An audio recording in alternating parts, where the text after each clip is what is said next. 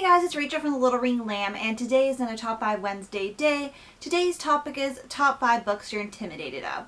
So this one mainly consists of books that have small print or that are just very large or the topic. So most of these books actually correlate on either small print or the size, but I have a few that correlate when it comes to topic and the like.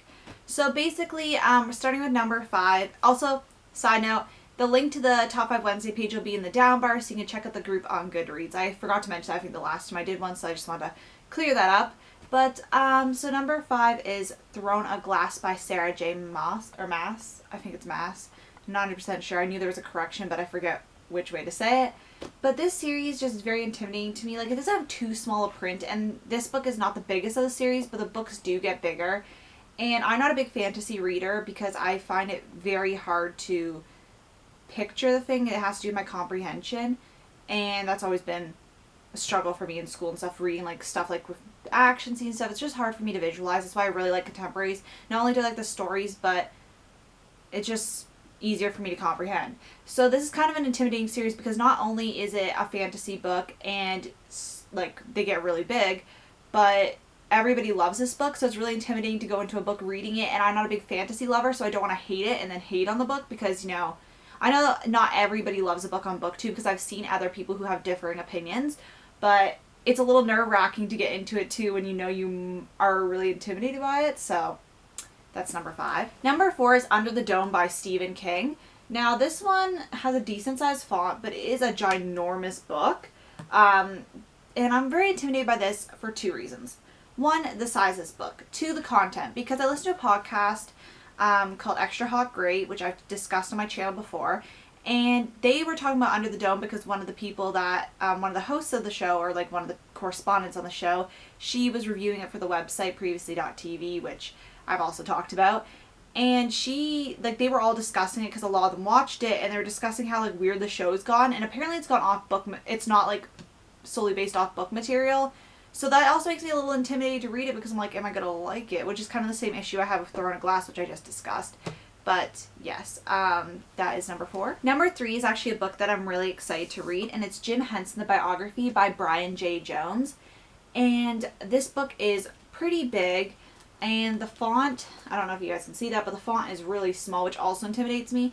Not that I'm like scared to read books with like small font or like bigger books, it is a bit intimidating, even though obviously I'm not going to be like discriminating against a book because of the size of it, because, you know, some books are like ginormous and you want them to be ginormous, but like when it comes to like going to pick a book up, sometimes a little wary. That's probably not my, like, just me that feels that way. I feel like there's others. But this book is kind of intimidating because it's so big, and I started reading it before, but I didn't get very far in it because it was like I think it was like right after Christmas or something, or it was like Christmas Day, and then I got some more books after Christmas, and I was just like, I want to read something shorter so I can get through stuff faster because there's so much I want to read. But I'm really excited to read this one, but it just intimidates me a little bit. So with my number 2 choice, I was in a long rant, and then my best friend called, and then I had to get up. So we're going to have to start anew, so I better hurry up because I'm going to be going on a car ride. So A Breath of Snow and Ashes by Diana Gabaldon is my second choice. Now, this series is notorious for being long. I feel like that's one of the things everybody knows about this series. Big books. This is a size book. I can't really open it nor look at the back because I've not read this book. I'm only up to about page 400 or 500 in the 3rd book. I really hope to be finished the 3rd book this summer, but this is the biggest one I have on my shelf, which is actually the 6th book in the series. I don't know if I mentioned that. And these books just keep getting bigger and bigger. They intimidate me so much because not only do I want to read them, but I have to be in the mood to read them. And they intimidate me just because the size factor, like, they're so big and they take so much time. Like, they take at least a week to read, which is not that long, but like, it feels long when you're like an avid reader. Like, it's like usually 4 days, I would say, or 5 days it takes me to read a book, but this is like a week and a half. But even though they are intimidating, I'm really excited to continue on with this series. So my number 1 choice. So some people may have looked at the rest of my list when I discussed and been like, Rachel, don't worry, that's not that bad. And then we have House of Leaves by Mark Z. Danielewski. Probably butchered that, I'm very sorry. If you've heard of this book, so some pages are like this, right? Where's that page? And then other pages are like this. This book is very intimidating because not only is it supposed to be a horror novel or like scary, but like the pages are just like, there's like everything. There's like script pages. There's pages like that. I'm trying to find like these are just end notes. Like, it's just crazy, the format of it, but it's very cool at the same time. But it's very intimidating because it's like, this will take a long time. I actually really want to read this summer if I can.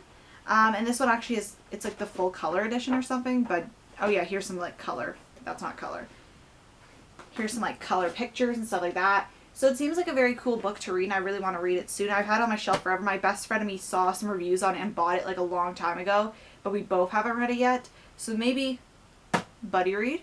So Carly, if you're watching this, if I don't remember, remind me. So yes, that has been my list of top 5 books that aren't intimidating to me. I don't know why I forgot that.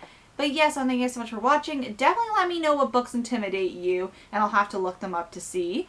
And yeah, thanks for watching. Bye.